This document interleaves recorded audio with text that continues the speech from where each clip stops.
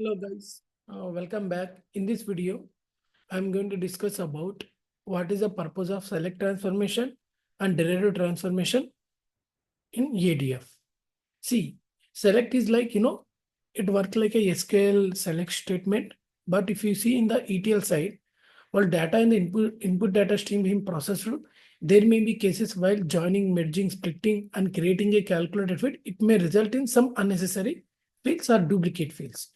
To remove such fields from the source data stream, one can rename the field or change the mapping as well as remove the undesired fields from the data stream. Then selected transformation facilitates functionality to curate the fields in the data stream. So guys, before applying any joins, right? Or you want to do join splitting and creating, you want to do some calculated field, right? So it maybe have some chances you will get unnecessary fields. And one more thing, select transformation play key role, like you don't want to load unnecessary fields. For example, you will get hundreds of columns in the source. You don't want to load all hundreds of columns. You want to load only required column for the requirement purpose, right? So, and one more thing here, you can, like it is also good to go ahead with the performance level also.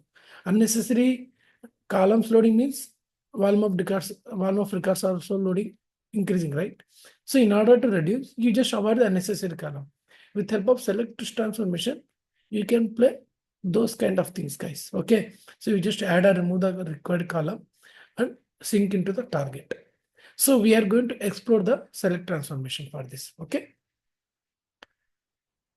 now go to here, data flow level, click on new data flow. On the debug mode, click on add source, click on Azure blob storage, select delimited text. I'm going to create linker services and dataset. I'm selecting the data stores one here. Now select input folder here. So I have selected the file name. Click on OK. OK. Now, if you observe here, in my source, it contains two columns. Okay. In my source, it contains two columns. Okay. Else I will do one thing. I want to select different file name. Suppose in my source content two column. I want to utilize different file name here. I'm going to select input. I'm going to select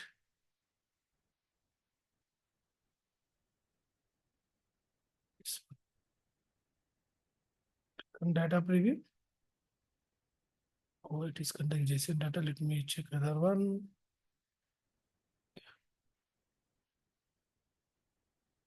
Now it has 4 columns. Okay.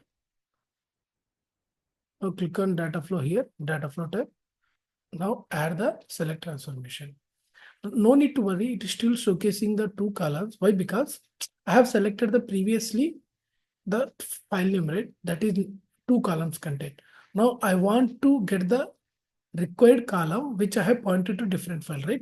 You just go to here. Okay. Projection tab. Here import projection. Once debug mode is on, right, we'll get the import projection. Okay. Once you click on the import projection, you will get the required columns and its data type for the current file name which you mapped. Okay. So once I get it right, so you can able to preview the data, and as well as projection type, you can able to see the data. I mean, whatever columns, names, and string data types are there, right, you are able to see. So it is taking time. It will take max 1 minute to on the debug mode.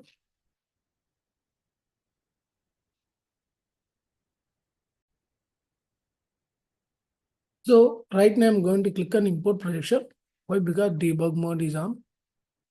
Now if you see, the column will be showcased here 4, and you can able to preview the data also here.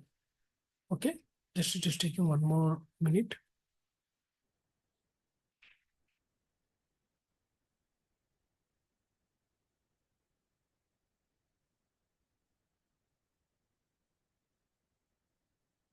So we have other options also. If you want to understand, right, source option, if you go to source option, you can mention if the file contain wildcard path, right? You want to load list of files, allow no file found, right? This kind of options, you can do it in the source level. Now, if you observe here, source one, if you click on, if you see here, 5 columns we are getting. Why? Because the table, the file contain 5 columns. Now here you can able to see the data structure also. I mean, like, the schema and column name. Suppose if you want to change the data type, you can also change here data type directly. For files, we can able to change it, guys. Okay, for files, we can able to do. For table, we cannot change the transformation. I mean, data types and anything. Okay. So right now I'm changing to integer, and CAD also I'm changing to integer. Okay. For example, my requirement is like, I don't want to load laptop information here. Why? Because I want to load only mobile. So how can I remove the data for the source, right? Source column. So simple, by adding the select transformation here, select this one. Okay. Now click on reset. So it will give the required columns, what we have from the sources. So right now we have all the column. I don't want to laptop. So simple select it and remove. So like this you can remove. And one more thing, you can change the target. You cannot change the source, and you can change the target column names also. Suppose I want to add mobiles. Yes. Okay, you can add it. And one more thing, and two major options are there. For example, if source contain duplicate column, CAD, one more column is coming here. Okay, what happened? It will load only one column, that is CAD only. It won't load two CADs column if you enable this option. And same for the target also. For example, if I'm adding CAD, example C. Now, if I click on data preview, click on refresh, what it will showcase? See the data preview. It will showcase only required CAD column. It means only one, not two. So if you're selecting this option, right, skip input column, skip duplicate column, it will not allow duplicate columns for the source and target. So right now you can see, even I added the 2 columns with the same name, it won't allow to add into the target. Now after this one, you can load into the sync. Okay, sync option. So you can select the target, blob storage, delimited text,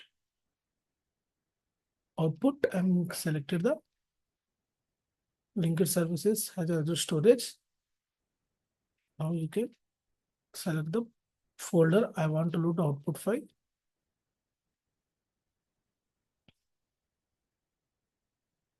Here, select classroom. Seriously.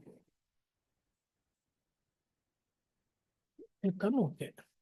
Now I want to select the null. Why? Because the schema yet to create, right? I have to select this option. Now go to pipeline, click on new.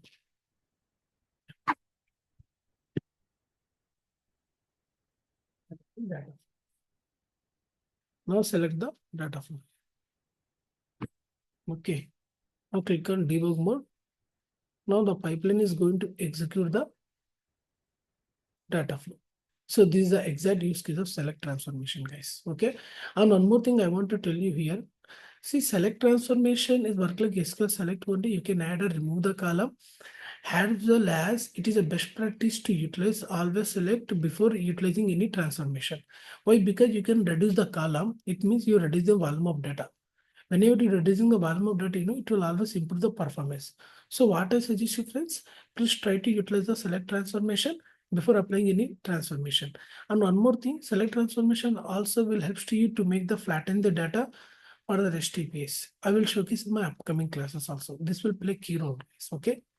Thank you for watching this video. Please subscribe my channel. Have a good day, guys.